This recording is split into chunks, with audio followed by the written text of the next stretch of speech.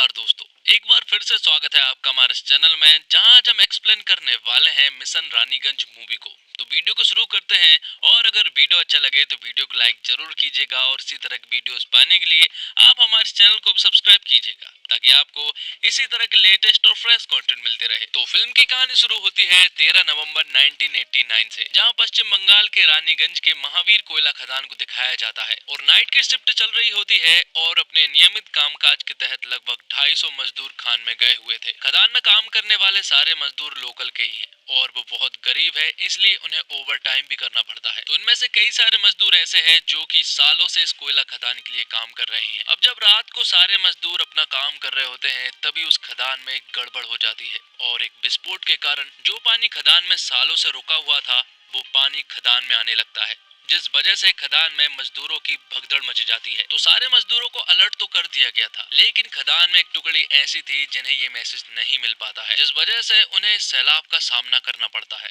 और ये सीन यहीं पर कट होता है। अब अगले दिन ये न्यूज सभी जगह फैल जाती है और हमें कोयला खदान के अध्यक्ष उज्जवल को दिखाया जाता है, जहाँ पर कई लोगों का मानना ये था कि अंदर जितने भी लोग फंसे हुए हैं उन्हें रेस्क्यू नहीं किया जा सकता। और साथ ही हमें ये बात भी मालूम चलती है कि खदान में से बहुत सारे लोगों को बचा लिया गया है, लेकिन अंदर 65 लोग फंस गए हैं और 6 लोगों की जान भी चली गई। ये न्यूज सभी जगह वायरल हो जाती है और फिर कई सारे इंजीनियर और बहुत सारे दिमाग वाले लोगों के साथ साथ कई सारे पॉलिटिशियन भी यहाँ पर पहुंच जाते हैं। अब इस हादसे के वजह से सड़कों पर जाम लग चुके थे, आना जाना पूरी तरह से बंद हो चुका था। सभी लोग इस रास्ते से निकलने के लिए स्ट्रगल कर रहे होते हैं और तभी इस जाम में एंट्री होती है इस फिल्म के हीरो की, जिनका नाम है जसवंत गिल। जसवंत गिल दरअसल में एक इंजीनियर है और जब उसे इस हादसे के बारे में मालूम चलता है तो वो तुरंत ही उस जगह पर जाने लगता है जहाँ पर की हादसा हुआ है। और जसवंत की हाल ही में शादी हुई है और उसकी पत्नी का नाम निर्दोष है। वो दोनों ही एक दूसरे से बहुत प्यार करते हैं। तो सारे इंजीनियर्स यहाँ पर मौजूद हैं। सभी लोग इस बारे में बात कर रहे हैं कि आखिर इस रेस्क्यू को कैसे किया जाए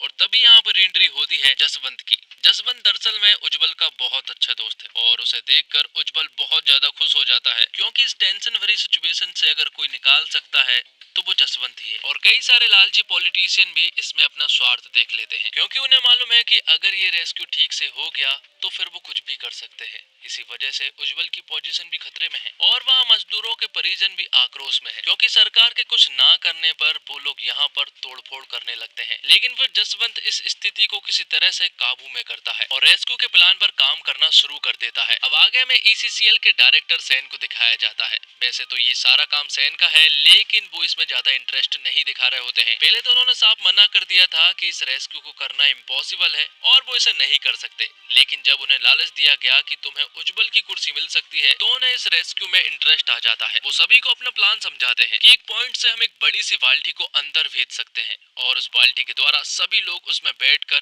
आ सकते हैं। लेकिन जसवंत बहुत अच्छे से जानता है कि अंदर पानी के बहाव के कारण वो बड़ी सी बाल्टी काम नहीं करने वाली, लेकिन ECCL के डायरेक्टर होने के कारण सभी को उनकी बात माननी पड़ती है और जसवंत को चुप होना पड़ता है। लेकिन यहाँ अभी इन्हें ये बात बिल्कुल भी नहीं मालूम है कि अंदर कितने लोग जिंदा है और कितने लोग बचे हैं और वो लोग उस जगह पर कहाँ पर है ये भी नहीं मालूम है। तो आगे हम देखते हैं सभी मजदूरों को जो कि खदान में मौजूद थे। वो किसी तरह से उस सैलाब से तो बच गए थे, लेकिन वो पानी जो है वो धीरे धीरे इनकी तरफ बढ़ रहा है। इन्हीं मजदूरों में पासू नाम का एक आदमी है जिसे इस खदान का काफी एक्सपीरियंस है। वो उनसे कहता है कि हमें इस खदान की पीक पॉइंट पर जाना होगा, क्योंकि खदान का पानी जो है वो वहां तक नहीं पहुंच सकता। लेकिन भोला जो है वो हर बार पासू की बातों का विरोध करता है। वो कहता है कि उस पॉइंट तक पहुंचने के लिए हमें एक पानी से भरे सैलाब को पार करना होगा, तब जाकर हम वहां पहुंचेंगे। पासू बताता है कि वहां पर जाने में खतरा जरूर है, लेकिन वहीं जाकर हमें मदद मिल सकती है। दरअसल बहुत सारे मजदूर ऐसे हैं जो कि मैनेजमेंट के पूरी तरह से खिलाफ हैं।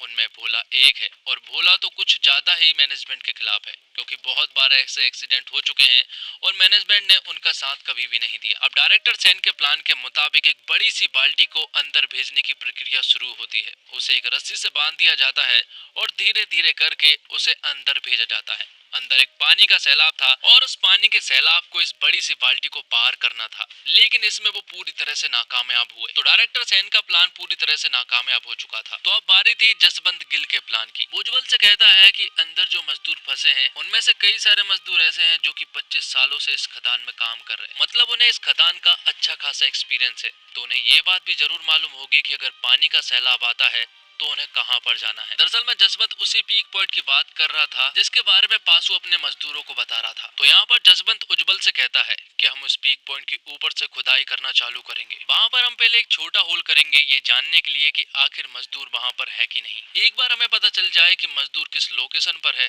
तो हम वहाँ पर एक बड़ा सा होल करके सभी को रेस्क्यू कर लेंगे। जिसके लिए जसवंत को दो लोगों की जरूरत थी, एक तो इंजीनियर बिंदल और दूसरा इस खदान में सालों से काम करने वाले तपन घोष की, जिन्हें इस कोयले की खदान में हर एक प्रकार का नॉलेज है। और तपन घोष ही यहाँ पर जसवंत को उस पीक पॉइंट की ऊपर की जगह को बताता है जहाँ पर कि उन्हें खुदाई करनी चाहिए। और यहाँ खदान के अंदर सभी लोगों ने पासू की बात को मान लिया था क्योंकि पानी जो है वो धीरे धीरे करके उनकी तरफ बढ़ रहा होता है, इसलिए सभी लोगों ने पासू की बात मान ली थी और अब वो लोग पीक पॉइंट पर जाने के लिए मान गए थे। लेकिन उन्हें एक पानी के सैलाब को पार करना है। तो यहाँ पर सारे मजदूर मिलकर बहुत ही बहादुरी से इस पानी के सैलाब को पार करते हैं, जो कि उनके लिए इतना आसान तो बिल्कुल भी नहीं था। लेकिन अभी भी वो उस पीक पॉइंट तक नहीं पहुंचे थे, अभी भी उन्हें बहुत दूर जाना था। थोड़े आगे जाने पर वो देखते हैं कि पीक पॉइंट से पहले वहाँ पर एक बॉल पड़ती है जिसके बारे में किसी को भी नहीं मालूम था। दूसरी तरफ बिंदल ने खुदाई का काम शुरू कर दिया था, वो अपने काम में बहुत एक्सपर्ट है। और यहाँ पर जसवंत जो है वो अपने साथियों को एक कैप्सूल के बारे में बता रहा होता है कि हम एक बड़े से मेटल के कैप्सूल को बनाएंगे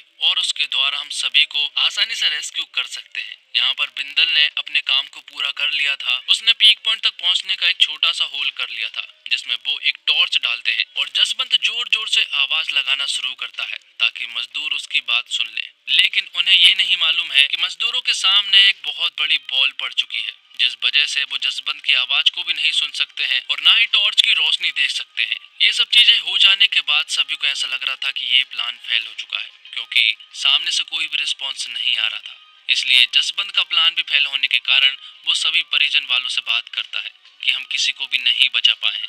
ये सुनने के बाद सारे परिजन वाले बौखला जाते हैं और वो गुस्से में यहाँ पर जसवंत की कुटाई कर देते हैं। तो जसवंत का प्लान भी पूरी तरह से फेल हो चुका था, इसलिए वो लोग सारे सामान को कलेक्ट करने लगते हैं। लेकिन वहाँ खदान के अंदर जो मजदूर हैं उन्होंने उस दीवार को तोड़ने का फैसला कर लिया था और सारे लोग मिलकर उस दीवार को तोड़ भी लेते हैं और भागकर उस पीक पॉइंट तक पहुंचते हैं जहां पर कि उन्हें वो टॉर्च मिल गई थी। लेकिन जैसे ही वो लोग उस जगह तक पहुंचते हैं तो वो टॉर्च भी वो लोग ऊपर खींच लेते हैं। ये लोग बहुत देर तक आवाज लगाते हैं लेकिन कोई भी आवाज नहीं सुन रहा था। लेकिन तभी ये आवाज जो है वो जसवंत के कानों तक पहुंचती है और वो यहाँ पर इन सभी से कांटेक्ट करना शुरू करता है, जिससे सभी को ये बात मालूम चल जाती है कि जसवंत का प्लान फेल नहीं हुआ है। अब जसवंत को मालूम चलता है कि सभी लोग जिंदा है तो वो आगे की प्लानिंग करना शुरू कर देता है। तो उस होल के द्वारा सभी मजदूरों को खाना वाना और मेडिसिन वगैरह दी जाती है। लेकिन अभी जसवंत की टीम को एक बहुत बड़ा होल करना था उस बड़े से मेटल के कैप्सूल को अंदर पहुंचाने के लिए, जिसकी डिजाइन जो है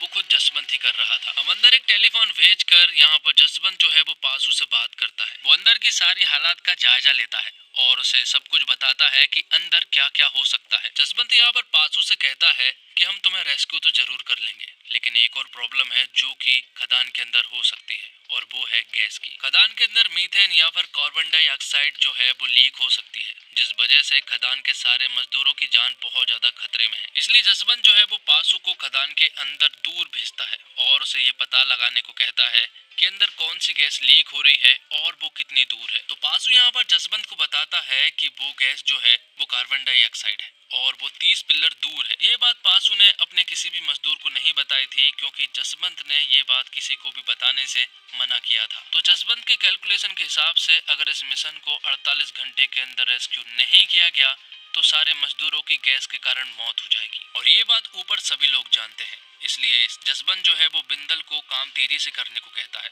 बिंदल कहता है कि इस काम में लगभग 40 घंटे के आसपास लगेंगे। तो जसवंत बिंदल को 40 घंटे दे देता है क्योंकि 8 घंटे काफी होंगे उन सारे मजदूरों को बाहर निकालने के लिए। कैप्सूल भी पूरी तरह से रेडी हो चुका था और मजदूरों के परिजन वालों को अब बहुत उम्मीद थी कि शायद सारे लोग बच जाएंगे। अब ये सारी चीजें होने के बाद आगे हम देखते हैं कि खदान के अंदर एक प्रॉब्लम आ जाती है और भोला को कार्बन डाइऑक्साइड के बारे में मालूम चल जाता है और वो यहाँ पर पासू को बहुत मारता है क्योंकि उसने उनसे ये बात छिपाई। जिसके बाद एक स्पीकर के द्वारा जसवंत सभी से बात करता है और वो सभी से कहता है कि पासू को मैंने कहा था इस बात को छुपाने के लिए, क्योंकि अगर ये बात तुम्हें मालूम चल जाती तो तुम लोग टेंशन में आ सकते थे।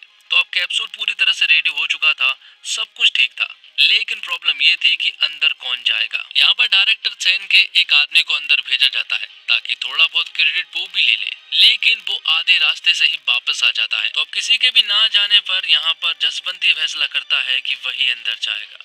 और जैसे ही वो अंदर जाता है, सारे मजदूर उसे देखकर खुश हो जाते हैं। लेकिन धीरे धीरे करके कुछ प्रॉब्लम भी थी जो कि वो लोग ठीक से हैंडल नहीं कर पा रहे थे, क्योंकि उन्होंने इस कैप्सूल को अंदर पहुंचाने के लिए एक जुगाड़ की थी। उसे एक रस्सी से बांधा था, ना कि क्रेन से, क्योंकि क्रेन को आने में अभी कुछ घंटे लगेंगे। तब तक उन्हें इसी तरह जुगाड़ से काम करना होगा। और खदान के अंदर भी एक प्रॉब्लम थी। सारे मजदूर पहले मैं जाऊंगा जाने की रट लगाने लगते हैं, लेकिन इसका भी सॉल्यूशन यहाँ पर जसवंत ने पहले ही ढूंढ लिया था। और नीचे आने से पहले ही उसने 65 नंबर तक की पर्ची भी बना ली थी और सभी को बांट भी दी थी।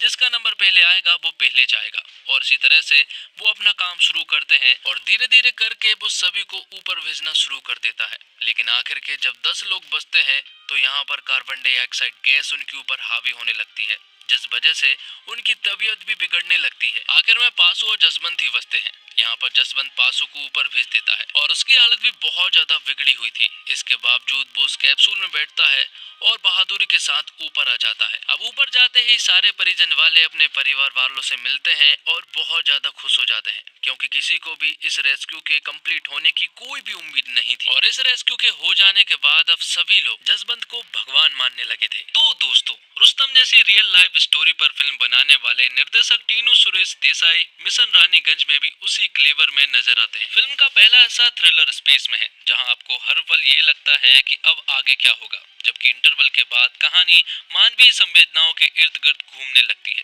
फिल्म का जज्बाती पहलू मजबूत है, मगर तकनीकी रूप से यह कुछ जगहों पर कमजोर नजर आती है।